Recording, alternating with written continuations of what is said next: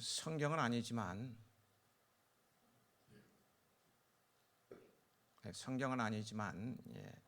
요즘 제 마음을 사로잡는 인도 속담입니다. 하고자 하는 사람은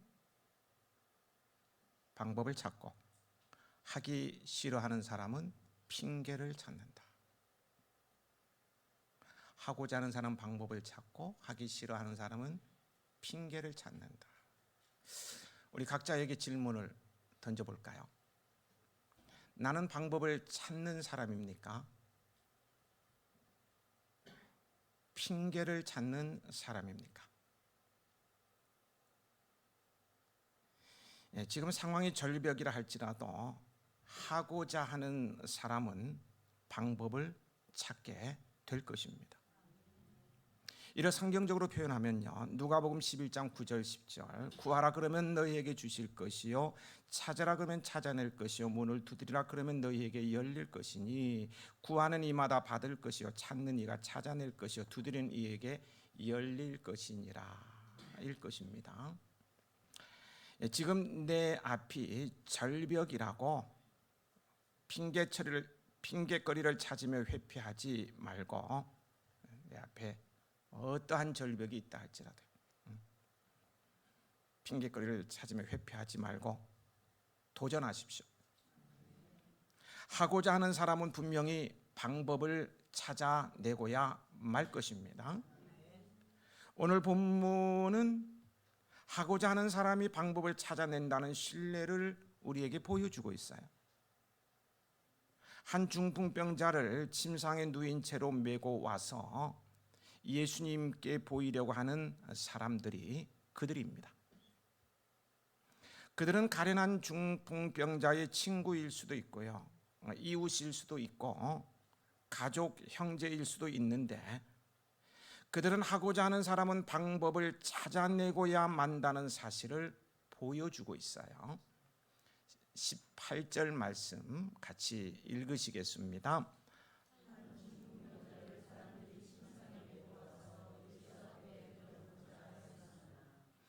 예수님에 대한 소문이 갈릴리 온 지역에 퍼지자 사람들은 한 중풍병자를 침상에 메고 와서 예수님께서 계신 집 안으로 들어가고자 했으나 이미 몰려든 많은 사람들로 인해 도저히 주님께 가까이 나아갈 수가 없었어요.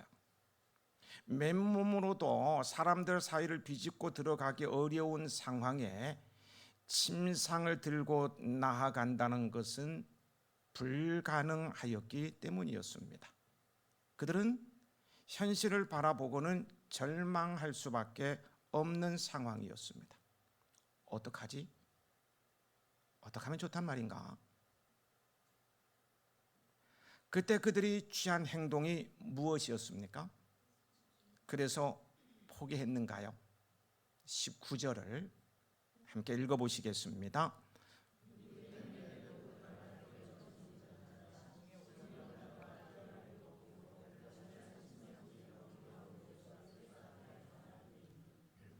그들은 침상을 메고 지붕으로 올라갔습니다. 그리고 예수님이 계신 위치를 찾아 그 지붕을 뚫어 주님의 발 앞에 침상채로 중풍병자를 달아내렸습니다. 모두를 놀라게 하는 광경이었어요. 많은 사람이 모여있던 곳에서 지붕이 열리고 침상에 누워있는 한 병자가 침상에 달려 내려오는 장면은 상상만 해도 놀랍기만 했습니다.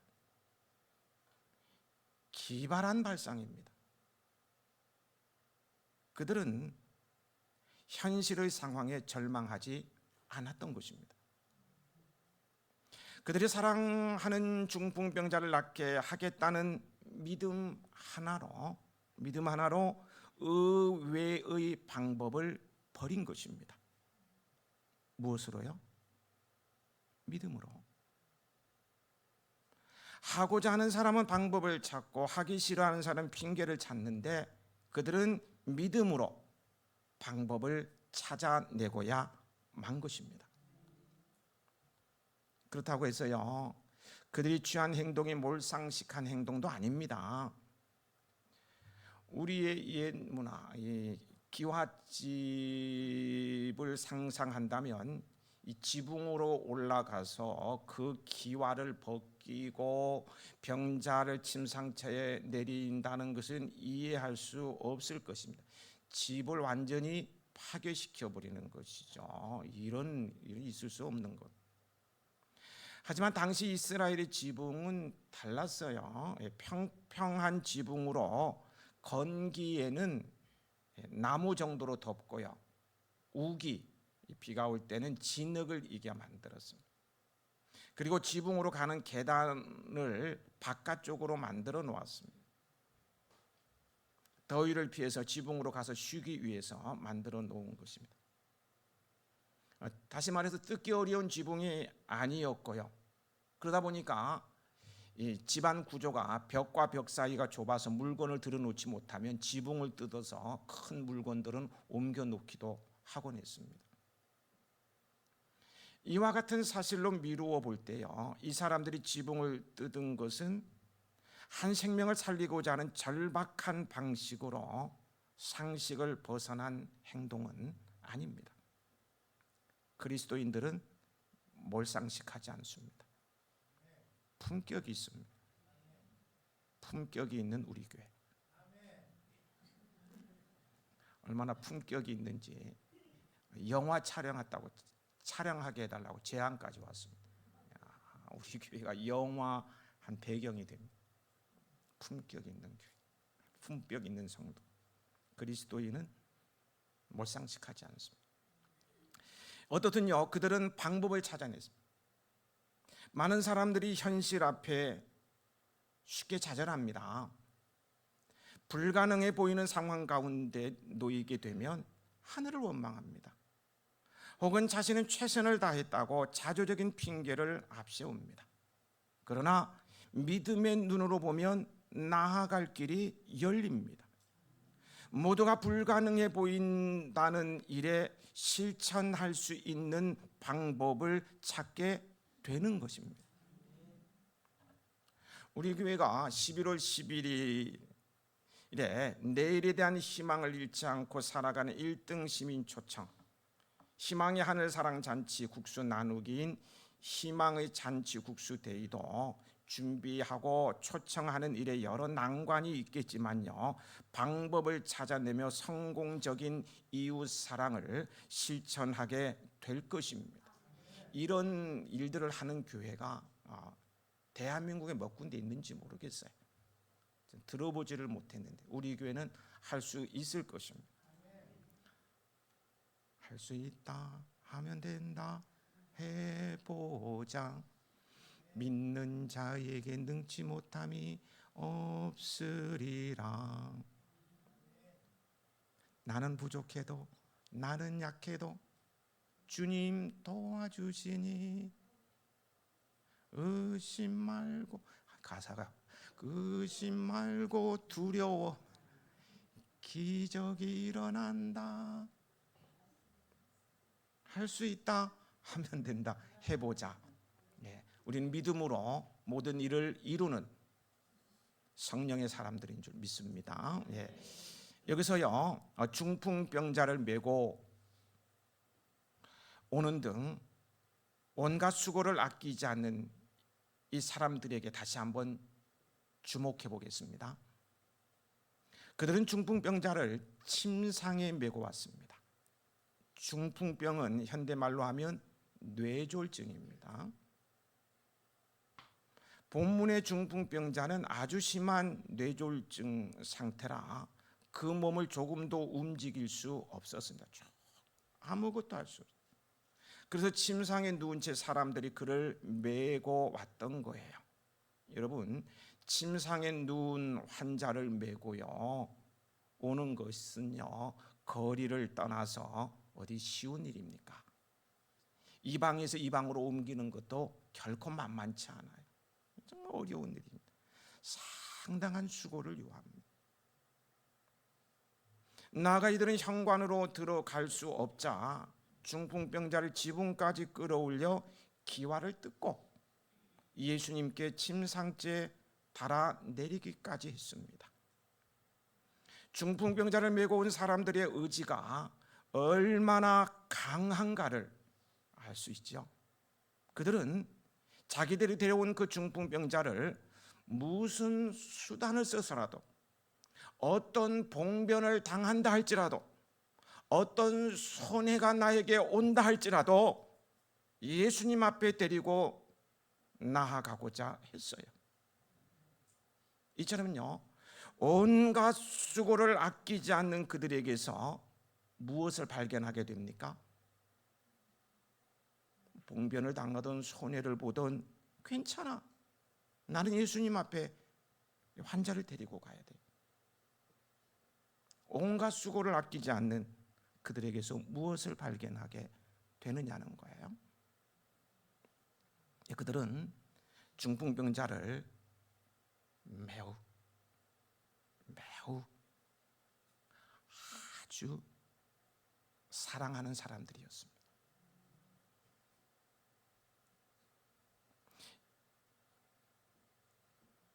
사랑은요, 모든 허물을 덮습니다.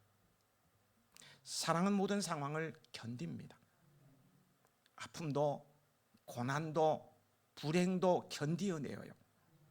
사랑으로 이루지 못할 것이 없습니다. 사랑 때문에 어린 생명을 껴안기 위해서 불구덩이도 뛰어들잖아요. 사랑은 못하는 게 없어요. 하고자 하는 사람은 방법을 찾고 하기 싫어하는 사람은 핑계를 찾는데 그들은 핑계거리가 수두룩했음에도 불구하고 사랑으로 방법을 찾아내고야 말았던 것입니다. 그들은 사랑에 믿음이 있었기에 기적을 경험하게 됩니다. 예수님께서는 이런 그들을 보시고 감동하셨습니다.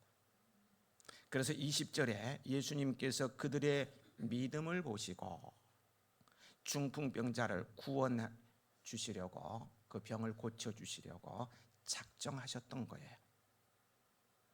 이와 같이 우리가 비록 가진 것이 별로 없고요, 도울 힘도 약하다 할지라도 믿음으로 공경에 처한 이웃을, 형제를, 부모를, 배우자를, 자녀를 사랑하며 최선을 다해 도울 때 하나님께서도 감동하시며 우리에게 은혜를 베풀어 주실 것입니다. 하나님께서 베푸시는 다양한 혜택을 누리며 살아가게 해 주실 거예요. 이 원리를 기억하고요, 어떤 난관 앞에서도 방법을 찾는 믿음으로 이웃을 사랑하되 최선을 다해서 사랑하는 성도요, 우리 교회가 되십시다. 우리 교회 이름이 무엇입니까? 헤븐 아가페, 하늘 사랑, 사랑의 공동체가 되잖아요. 마지막 때 사랑은 식어진다고 했는데 우리는 주님 오실 때까지 뜨끈뜨끈한 사랑을 하면서 살자는 그런 의미입니다. 사랑의 공동체. 이 헤븐 아가페 처치답게 지금 교인이 한 200명 되는데요, 200명이 2000명도 할 수 없는 사랑의 일을 이루는 파워 있는 그런 교회가 되길 소망합니다. 우리는 그런 일들을 지금 하나하나 이루고 있습니다. 작지만 강한 교회, 힘 있는 교회. 20절 말씀 함께 읽으시겠습니다.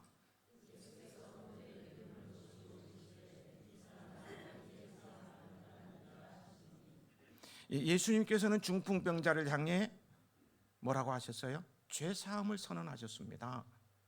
갑자기 궁금해집니다. 성경을 읽다 여기 오니까 제가 멈춰버렸어요. 궁금해져요. 응?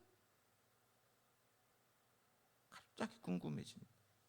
여러분, 왜 예수님께서는 중풍병자에게 내가 나음을 입었다, 내 병에서 너의 건강할지어다, 너는 깨끗이 회복되었다, 너는 병에서 자유하여, 이렇게 하지 않으시고 다소 생뚱맞게 느껴지기까지 하는 뇌죄 사함을 받았다. 왜 이렇게 하셨을까요? 지금 환자의 가장 시급한 문제는 바로 그의 중풍병을 고치는 것 아닙니까?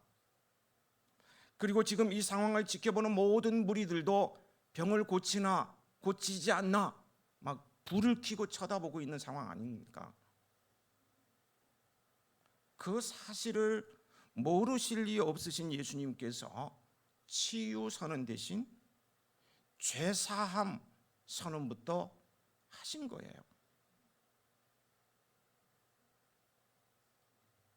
이상하지 않습니까? 그 이유가 무엇일까요?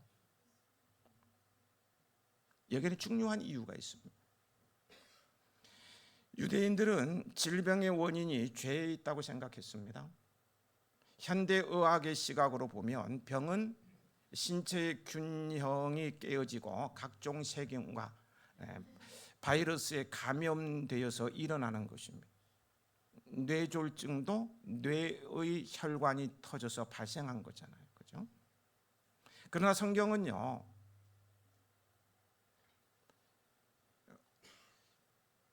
질병의 원인이 죄에 있다는 데서 머무르지 않고요, 인간의 병을 때로는 하나님의 심판의 도구라고도 설명을 합니다. 우리 인간은 원래 병 없이 영원히 살 수 있도록 하나님께서 창조하셨어요. 태초의 인간 아담과 하와는 그 영이 하나님의 생명을 담고 있었기에 병과는 관계없이 영원히 하나님과 함께 살 수 있었습니다. 그런 아담과 하와가 범죄한 이후 인간은 영원히 살 수 없는 존재가 되어버렸어요. 하나님의 영이 떠나버린 거예요. 모두 육체적인 죽음을 당할 뿐만 아니라 죽은 후에는 영원한 심판을 통해 영벌받는 운명을 지니게 된 거예요. 또한 이 땅에 사는 동안은 각종 질병에 시달리게 되었습니다. 이것은 신앙이 좋고 없고 믿음이 그런 거 상관없어요. 이 땅에 사는 아담의 후손이라면 누구에게나 찾아올 수 있는 고통입니다. 질병과 죽음은 인간 범죄의 결과이기 때문에 그래요. 따라서 인간이 인생 질고에서 해방되기 위해서는요, 그 고통, 아픔, 질병 이 모든 것들에서 해방되기 위해서는 무엇보다도 죄 사함이 선행되어져야 한다는 공식이 성립되는 것입니다. 공식이라고 있습니다. 공식을 무시하면 잘못된 결과로 끝나버립니다. 공식이 지켜지지 않으면 끝나버리는 거예요. 잘못된 결과로 끝나버리는 거예요. 그러한 이유로요, 예수님께서도 중풍병자의 질병을 고쳐주시되 먼저 죄사함부터 선언하신 것이었습니다. 육체의 질병을 치유해 주시기 이전에 영원한 죽음에 이르게 하는 영의 질병인 죄의 문제부터 해결해 주셨던 것입니다. 이를 통해서 우리가 깨달아야 하는 것이 있습니다. 그것은요, 인간이 가장 시급하게 해결해야 할 문제는 질병, 건강, 성공 이전에 죄의 문제입니다. 그러므로 육체의 질병보다 영의 병인 불신앙과 불의와 각종 죄를 더 두려워하고 그 죄를 하나님 앞에 회개함으로 영부터 구원받고 치료받아야 합니다. 다시금 거듭 강조하고 싶어요.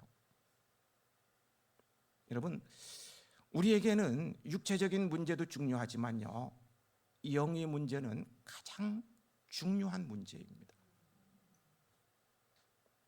질병에서 고침을 받아도 언젠가는 죽게 되어 있어요. 한 번 죽는 것은 사람에게 정해진 것이고 그 후에는 심판이 있습니다. 그러니 영의 구원이 너무너무 중요한 거예요. 이것이야말로 시급의 문제입니다. 오늘 구원받지 못하고 집에 갔는데 내일을 맞이 못하고 생명이 끝나버리면 어떻게 되는 거예요? 너무너무 시급한 문제. 여러분, 예수님께서 이 땅에 오신 궁극적인 목적이 무엇입니까? 우리의 죄를 사해 주셔서 하나님 아버지의 진노로부터 구해 주시고 하나님과 화목 영생을 누리게 하는 데 있지 않습니까? 우리는 이 진리를 가볍게 여기서는 안 돼요. 그보다 더 큰 비극은 없어요. 공식을 무시하면 잘못된 결과로 끝나버린다니까요. 그런데요, 실제로 이 진리의 공식을 가볍게 여기는 사람들이 많다는 사실 앞에 어떤 때는 가슴이 미어집니다. 오직 육체의 질병 치유에 급급해하는 사람들이 많고, 또 하나님의 은혜로 치유받았다 하더라도요, 그 하나님을 섬기지 않고 세상 죄악의 종로로 타는 사람들이 많습니다. 이 병만 고쳐주시면 주님 뜻대로 살겠다고 고쳐주니까 언제 그랬느냐, 세상 즐기면서 사는 사람들이 많아요. 그럴 바에는 예수님 믿고 질고 중에 바로 천국 가는 것이 100번 1000번 낫습니다. 여러분, 우리의 소망은 세상에서 일시적으로 건강하게 사는 것이 아니라 천국에서 영생을 누리는 거예요. 그러므로 무엇보다도 먼저 하나님께 죄사함의 은혜를 간구해야 합니다. 늘 회개하여 우리의 영이 죄로부터 깨끗한 상태가 유지되도록 해야 합니다. 영이 맑은 건강한 성도들이 되시길 축복합니다. 다시금 2000년 전으로 타임머신을 탁 가보겠습니다. 2000년 전 갔어요. 본문의 현장으로 가보실까요? 지금 사람들은 예수님께서 과연 중풍병자를 고칠 수 있을까에 집중되어 있습니다. 긴장된 순간입니다. 그런데 주님께서는 앞에서 말씀드린 대로 그들의 귀를 의심할 만한 말씀을 하셨어요. 내 병이 나았다, 이렇게 말씀하지 않으셨죠? 어느 누구도 생각하지 못했던 그들의 기대와는 전혀 다른 말씀을 하셨어요. 뭐라고 했습니까? 내 죄 사함을 받았느니라. 이 말씀을 하시는 순간 그 자리에 있었던 모든 사람들이 놀랐습니다. 그들 중에는요, 바리새인과 서기관들도 있었습니다. 구약 성경에 정통했던 그들은 이 말에 충격을 받고요, 도대체 예수님이 누군데 중풍병자의 죄를 사한다고 말하는 것인가? 라고 생각했어요. 마음으로. 병을 고치지 않고 무슨 죄를 사해 준다고? 제정신인가? 속으로 생각한 거예요. 21절입니다. 같이 읽어보실까요?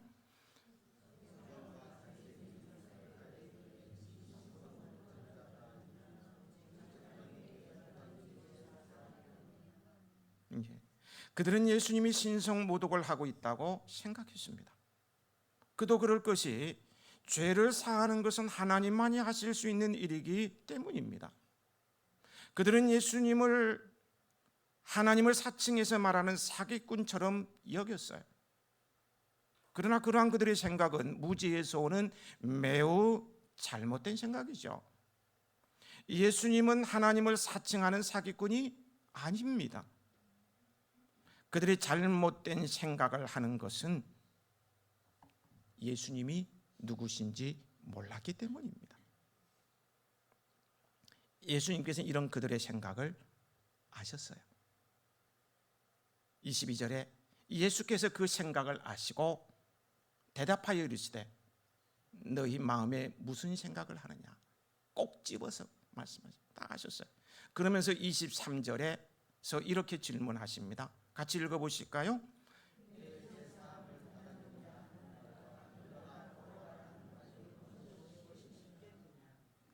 여러분, 어느 것이 쉽습니까? 죄사함을 받았다는 말하는 거하고요, 일어나 걸어가라 하는 말하고요, 어느 것이 쉽겠느냐는 거예요. 죄사함을 받았다고 말하는 것이 쉽습니다. 안 그렇습니까? 일어나 걸어가라 하는 것은요, 금세 드러날 것이기 때문에. 응? 못 일어나면 어떻게 할 거예요? 응? 일어나 걸어라. 안 걸어. 못 일어나. 큰일 나죠. 그보다는 내 죄 사함을 받으라 하는 것이 쉽습니다.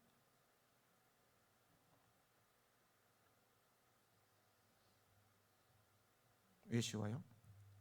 내 죄 사함을 받아. 죄 사함 받은 겉으로 드러나지 않기 때문에, 눈으로 보이지 않는 것이기 때문에,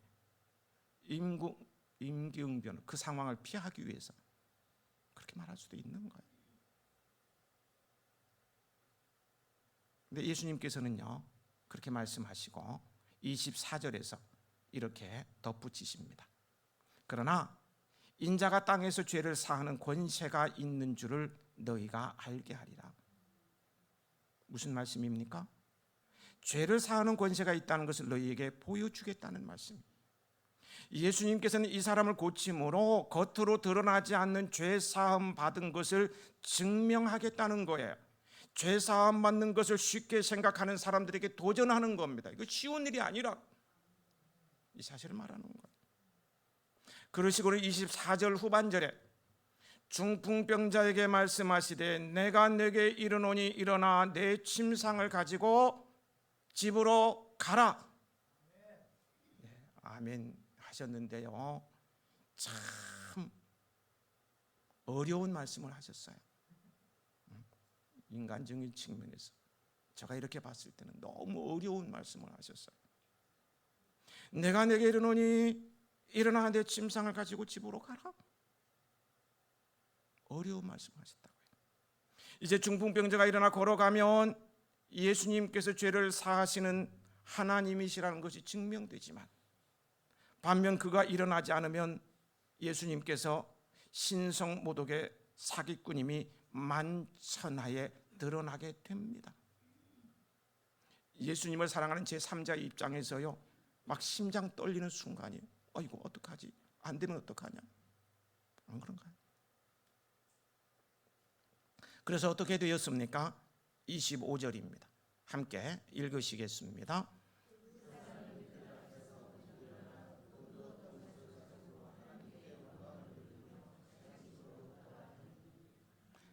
할렐루야. 중풍병자는 내가 내게 이르노니 일어나 내 침상을 가지고 집으로 가라는 예수님 말씀 그대로 했습니다. 예수님의 말씀이 그대로 이루어졌어요. 중풍병은 즉시 나았습니다. 긴 세월을 누워 있던 자가 즉각 일어난 거예요. 예수님은 하나님이시기에 병의 회복 기간이 필요 없었습니다. 누구도 할 수 없는 일, 하나님이 아니고서는 할 수 없는 일을 예수님께서 하셨습니다. 예수님께서는 병자를 고치심으로 자신이 죄를 사하시는 하나님이심을 증명하셨어요. 중풍병자는 기쁨으로 하나님께 영광을 돌리면서 집으로 돌아갔습니다. 여러분, 우리 예수님은요, 죄의 문제, 병의 문제, 건강의 문제, 인생의 모든 문제를 단 한 번에 해결하실 수 있는 나의 주, 나의 하나님이십니다. 그래서 이런 주님을 만나면 온 세상을 얻은 것보다 더한 기쁨이 있습니다. 예수님을 체험하면 모든 두려움이 다 사라져요. 의를 위하여 살고자 하는 무한한 용기가 생기며 살아계신 하나님을 경외하는 믿음이 자라납니다. 나와 늘 함께 해주시며 다양하게 도와주시기를 기뻐하시는 주님과 동행하는 즐거움을 날마다 누리며 살게 되어요. 그러므로 우리는 그 무엇에 우선하여 예수님을 인격적으로 만나는 것이 정말 중요합니다. 너무너무 중요한 거예요. 그래서 잠깐 주님과의 만남, 이거 어떻게 만나는 건가? 어떻게 만나는 거예요? 사람과 사람이 상견례하듯이 만나는 건가요? 주님과의 만남은 얼굴과 얼굴을 대면해서 만나는 것이 아닙니다. 하나님은 영이시기 때문에요, 그렇게 만날 수도 없어요. 형체가 없어요. 또 하나님을 만난다면 우리는 죽어요. 하나님 앞에 서면 죽어요. 하나님의 은혜가 이 마음을 체험하게 되는 순간을 만남이라고 표현하는 거예요. 죄 용서받은 기쁨, 말할 수 없는 평안, 치유, 말씀의 생동감의 체험 등등이 이루어질 때 주님을 만났다, 이렇게 말하는 거예요. 주님과의 생생한 만남이 있기를 축복합니다. 26절 함께 읽으시겠습니다.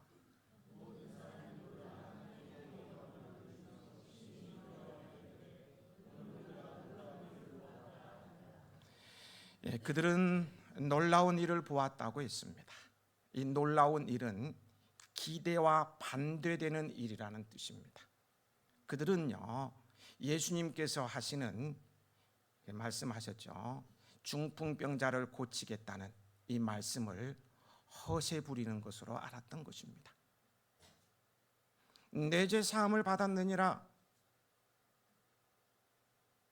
이렇게 말하는 것도 병을 고치지 못하니까 딴말 하려고 하는 것으로, 헛소리 하는 것으로 생각했던 거예요. 믿지 않은 거예요. 그러다가 정말로 중풍병자를 말씀 한마디로 고치니까 너무나 놀랍고 두려워한 것입니다. 충격 그 자체입니다. 이거 일어나 버렸네. 막 충격을 받는, 놀래버린, 두려워하게 된 것입니다. 여러분, 이렇게 예수님으로 말미암아 놀라고 두려워하게 될 자들은요, 비단 예수님 당시의 이들뿐만이 아닙니다. 우리가 전하는 천국 구원의 진리를 경시하고 무시하는 사람들은 장차 종말의 때에 주님으로 인해 크게 놀랍고 충격받고 두려워하게 될 것입니다.